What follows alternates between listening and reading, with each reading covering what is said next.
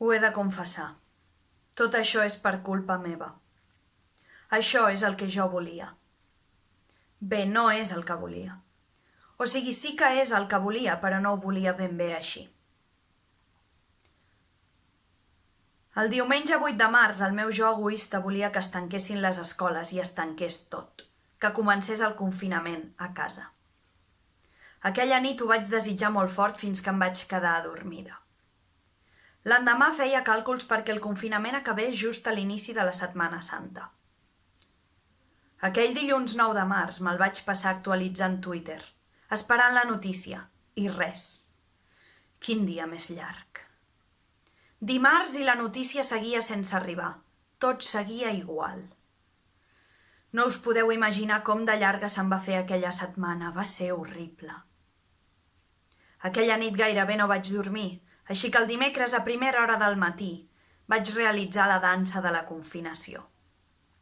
Us he de dir que no va servir de res. Dijous i el meu desgast emocional era de 9 sobre 10. Estava al límit. I ho vaig fer. Vaig baixar al súper i vaig comprar paper higiènic i alcohol desinfectant. Vaig fer una foguera on hi vaig posar també cabells meus. I així vaig poder enviar la idea de confinament a la ment del molt honorable president Quim Torra.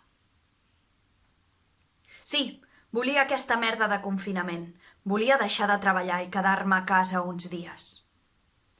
El meu ritual va fer efecte de seguida. Aquell mateix dijous ho deien.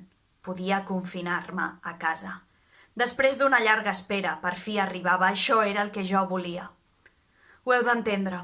Portàvem moltes setmanes sense ni un pont, ni un dia festiu, d'aquests que és festa i no saps ni per què. Perdoneu-me. Jo també em pensava que això seria diferent. Ho sento. Jo em pensava que tot això seria molt millor. Suposo que si tothom estigués al carrer i jo estigués a casa meva, sola i tranquil·la, seria feliç. Però tinc a tota la meva família aquí instal·lada i això està sent insuportable. Ho sento, tot això és per culpa meva.